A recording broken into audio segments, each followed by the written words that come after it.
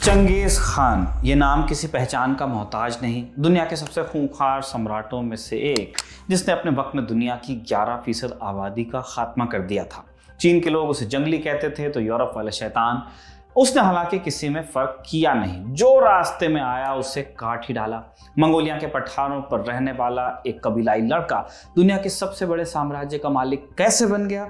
ऐसा क्या था उसमें कि सभ्यता की दुहाई देने वाले चीन और पर्शिया उसके सामने टिक नहीं पाए? और ऐसा कैसे हुआ कि दुनिया के 1.5 करोड़ लोगों में उसका डीएनए मिलता है? नमस्कार, मेरा नाम है निखिल और आप देख रहे हैं तारीख, जिसमें हम आज आपको सुनाएंगे कहानी चंगेज खान की।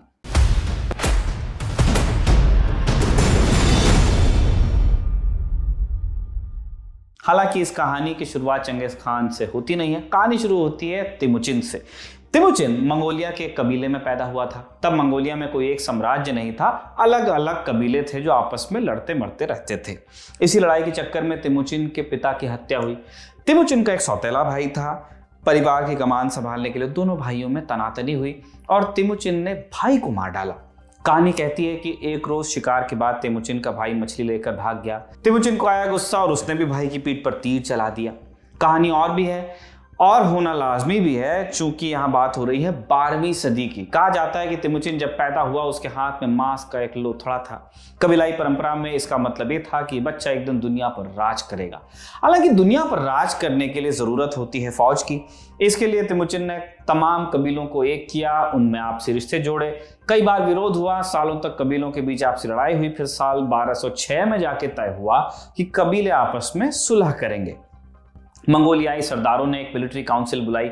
इस काउंसिल में तिमुचिन को तमाम मंगोलों का सरदार घोषित किया गया। मंगोलों के इतिहास की किताब के अनुसार उन्होंने नदी के किनारे सफेद झंडे के नीचे मंगोलों ने तिमुचिन को कैगन के खिताब से नवाजा। यहीं से तिमुचिन को एक नया नाम मिला, चंगेज, और कैगन आगे जाकर बन गया खान। इस तरह तिमुचिन चंगेज खान कहलाया, जिसका मतलब था दुनिया का बादशाह। इस नाम को असलियत बनाने के लिए चंगेज खान ने अपने सैन्य मुहिम की शुरुआत की। पहला नंबर आया चीन का ही। वर्तमान में जिसे हम बीजिंग कहते हैं, तब जोंगदू नाम से जाना जाता था। जोंगदू जिन साम्राज्य की राजधानी हुआ करता था और ग्रेट वॉल ऑफ चाइना से पूरी तरह सुरक्षित था, घेरेबंदी थी। बल्कि इसके निर्माण का एक महत्वपूर्ण कारण यह भी था कि चीन के लोग मंगोलियाई लोगों को जंगली समझते थे और उनसे कोई कांटेक्ट नहीं चाहते थे। चंगेज खान अपनी सेना सहित ग्रेट वॉल के पास पहुंचा और सीज डाल दी। सीज माने घेरा। अंदर जाने वाली रसद की सारी लाइंस काट दी गई। 3 साल बाद जब लोग भूखे मरने लगे, जिन सम्राट ने हथियार डाले। चीन के बड़े हिस्से पर इस तरह चंगेज खान का कब्जा हुआ। अगला नंबर आया पर्शिया का, आज ईरान कहते हैं रफली इसे। यहाँ चंगेज खान ने धीरज से काम लिया। उसने अपने कुछ जासूस भेजे, लेकिन उन्हें पकड़कर उनकी हत्या कर दी गई। इसके बाद चंगेज ने एक आधिकारिक राजदूत भेजा। कुछ रोज बाद राजदूत का कटा हुआ सिर उसके पास वापस आया।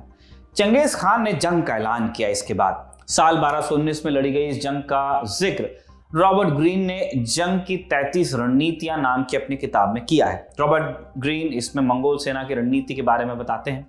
शुरुआती युद्ध में मंगोल सेना हारती दिख रही थी। मंगोल सैनिक पीछे हटने लगे। ये देखकर दुश्मन अति आत्मविश्वास से भर गया। पर्शिया के शाह को उम्मीद थी कि चंगेज खान एक और बार हमला करेगा। ऐसा हुआ भी, लेकिन चंगेज खान ने इस बार दूसरी तरफ से हमला किया। इस रास्ते में लंबा रेगिस्तान पड़ता था। शाह को कतई उम्मीद नहीं थी कि मंगोल फौज रेगिस्तान को पार कर आ जाएगी। कुछ देर बाद जाकर शाह को इस बात का एहसास हुआ, लेकिन तब तक बहुत देर हो चुकी थी। मंगोल फौज ने न सिर्फ युद्ध ही जीता, अपने रास्ते में आने वाली हर चीज को नेस्त नाबूद कर डाला। एक मैसेज देना चाहते थे, यहाँ तक कि शहर के कुत्ते मार डाले उन्होंने। इस तरह युद्ध करते हुई उसकी सेना यूरोप में पोलैंड और यूक्रेन तक पहुंची। साल 1223 तक चंगेज खान क्षेत्रफल के हिसाब से दुनिया के सबसे बड़े साम्राज्य का मालिक बना। उसकी सेना बहुत क्रूर थी, इसमें कोई शक नहीं, लेकिन फिर भी सवाल बनता है कि बंजारों की एक फौज दुनिया की बड़ी बड़ी सभ्यताओं पर भारी कैसे पड़ी? इस सवाल का जवाब मंगोलों की युद्ध नीति में छुपा था। पहली बार चंगेज ने अपनी सेना को मेरिट के आधार पर तैयार किया था, जबकि उसके दुश्मन अक्सर अपने खासम खासों और परिवार वालों को सेना में ऊंचे ओहदे पर रखते थे। दूसरा कारण, चंगेज खान खुद एक कबीलाई धर्म मानता था जिसमें आसमान की पूजा की जाती थी, लेकिन उसने कभी किसी और धर्म पर रोक टोक नहीं लगाई। इसीलिए सभी धर्म के लोग उसकी फौज में शामिल भी हुए। तीसरा कारण था उसके घोड़े। मंगोल हल्के बख्तर वाले घोड़ों में चलते थे, जिसकी वजह से उनकी रफ्तार तेज होती थी। मंगोल सैनिक युद्ध करते हुए सिर्फ अपने पैरों से घोड़ों को नियंत्रित करते थे। इस तरह उनके हाथ एकदम फ्री रहते, जिससे वो दौड़ते दौड़ते तीर कमान का इस्तेमाल करते। एक खास बात यह भी थी कि चंगेज खान की सेना कभी भारी भरकम कारवां के साथ नहीं चलती थी। चंगेज खान खुद साधारण टेंट में रहता था। यहां तक कि चंगेज खान की फौज के पास रसद यानी राशन भी बहुत ज्यादा नहीं होता था। जब भूखों मरने की नौबत आती तब वो अपने घोड़ों को ही मार खाते थे।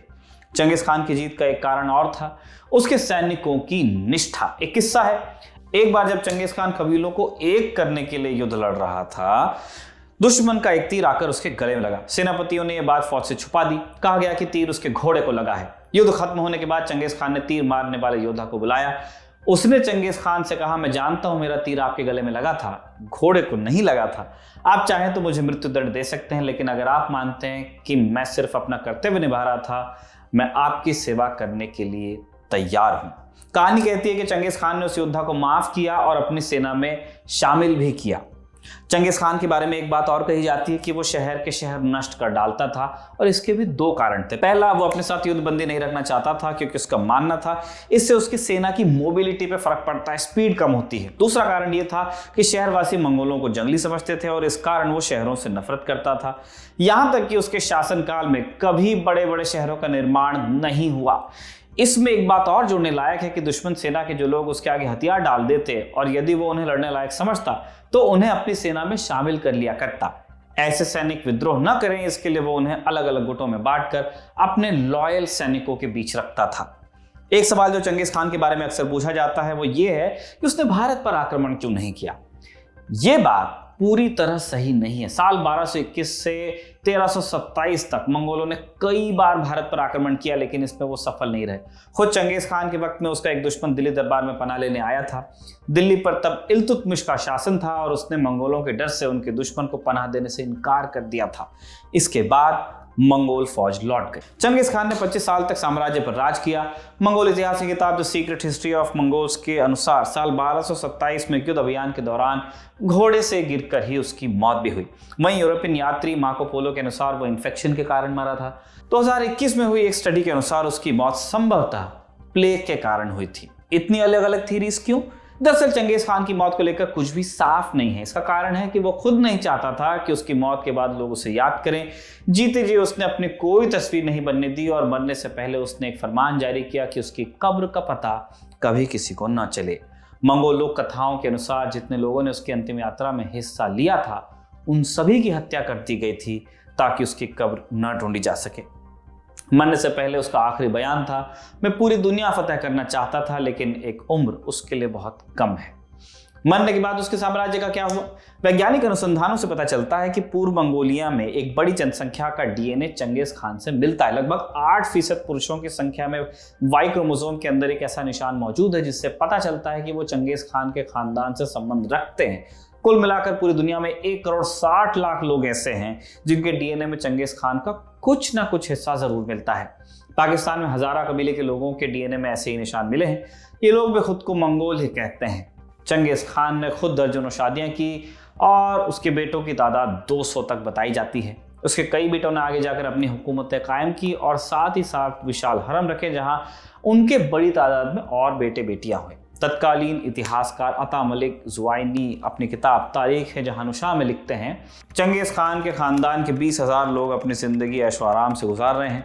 मैं ज़्यादा नहीं कहूँगा क्योंकि ऐसा न हो कि इस किताब के पाठक मुझे झूठ फैलाने का आरोप मुझ पर लगा दें और ये कहना शुरू कर दें कि इतने कम समय में एक शख्स की इतनी अधिक संतानें कैसे पैदा हो सकती हैं। बहरहाल इसी के साथ आज का एपिसोड खत्म होता है, जिसे हमारे साथी कमल ने लिखा था और कैमरे पे से जतिन ने रिकॉर्ड किया था। देखते रहिए दी ललन टॉक।